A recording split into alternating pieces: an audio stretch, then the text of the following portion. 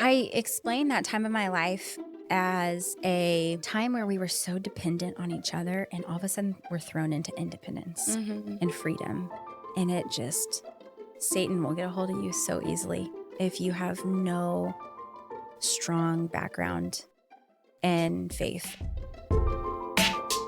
I'd have these terrible anxiety attacks, and I couldn't breathe, and tunnel vision would set in, and this weight on my chest, and it just felt terrible. And I just remember feeling so anxious all the time. And so one night I just blurted it out, and man, it shattered him.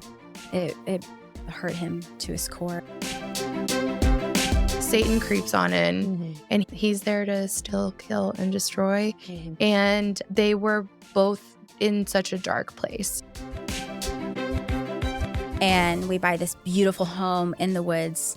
And what it came down to is Scott could hide. Because Scott found every reason to hate anybody or anything. On the outside looking in, there is this picturesque family, but that is what everybody else sees. On the other side of those four walls of their home is chaos and destruction and the trauma pyramid that has been building for years and years. And it was just awful. I don't have a good earthly word to describe how terrible it was. But after these fights, he'd go walk, and I just knew I would look outside, and he would be sitting on the dock, and I'd look out the next moment, he'd be in the water. And I know that's really morbid, but it was just one of those things that you knew that was coming. It wasn't if, it was when. And Like I you knew. were just covered in darkness. Yes. Oh man, the cloud. Mm. And I just knew that was to happen. And if I left, my girls would have lost their dad. Mm-hmm. She's quoting scripture, and she tells him, I am terrified of the day the girls and I go to heaven and you go to hell.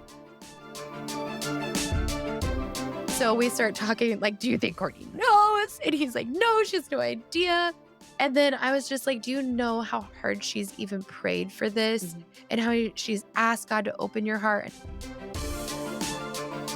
He is so powerful. And there's so many broken hearts and broken minds that had the same mindset that we did, that we were the only sinners in that church and everyone else is righteous. And that's not the case at all. And you have to be open and transparent and share your testimony, because if you don't, People feel alone. they do. Join us for our first episode of Spilling, a spill-worthy story about redemption, prayer, and a believing wife.